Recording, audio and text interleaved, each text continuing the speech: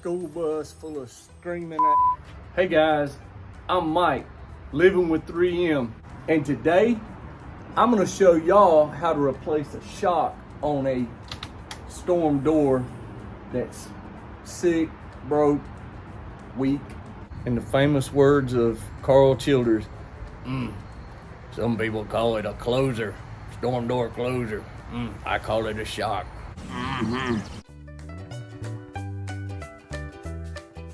So let me ask you guys, have you ever had one doesn't close all the way or it slams shut?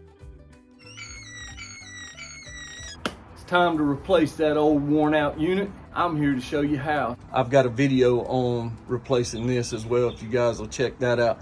But mine is a Pella storm door. You might have a different one. So mine actually has two shocks, one at the top and one at the bottom. With these shocks, you usually have one that'll go bad. Rarely do both go bad at the same time. But on a lot of these shocks, I will go ahead and show you, they have a screw right here that you can adjust the close rate, how fast it swings shut. If your storm door does this, then we need to investigate why. Sometimes you can tighten that screw up on your shock right there on the end, and that'll fix it. But if both of them are completely tightened and she slams shut like that, then it's time to replace one or both of those shocks. Do what? What? I know we gotta work on the Christmas tree the day after Halloween, but I'm working on my video. Okay. I went ahead and took the shock off here to go to the parts store to match it up. So we're not replacing any of this hardware that you see right here. We're not replacing that. So if that's what you're looking for, you'll need to find another video on somebody that's mounting these from scratch.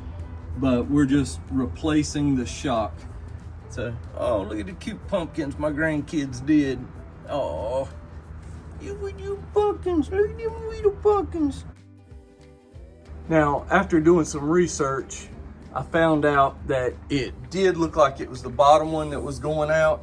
And plus, I want to have that shock where you touch it with your foot and hold it open.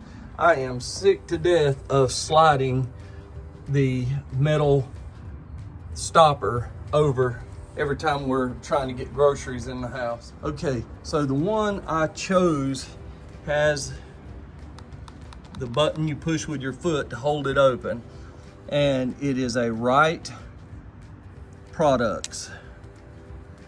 All right, so, and you can see it's got a diagram on there. It shows you instead of using a screwdriver, it's just a finger tight that you can adjust the close rate.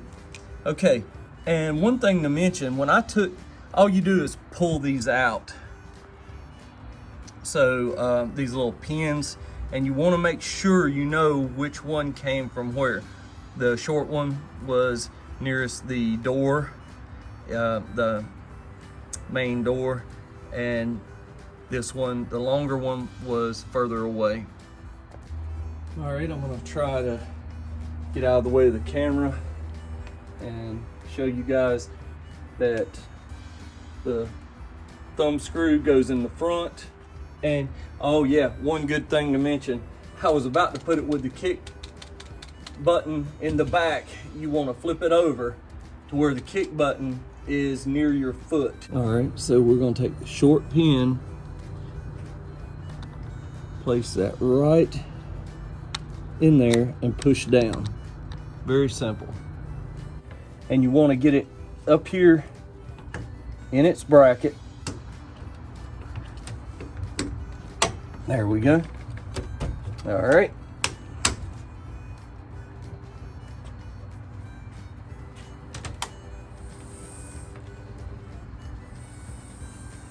Yeah, look there. Okay, but it didn't shut all the way, so now I adjust it. So I want to take and loosen it just a touch. You don't want it slamming shut. Perfect. Perfect. Stop the video. Hey, be sure to smash that subscribe button, hit the thumbs up, turn that bell notification black, and let me know in the comments what you thought of the video. You open this up, take our foot, push the button, holds it open. You get ready to release it. You push open. All right, guys, that's gonna do it for the install today. I'll put a link in the description to the part that I used. I think you can get it on Amazon, fairly cheap, just deliver it to the door. Next time, unloading those groceries, easy. Push that thing open.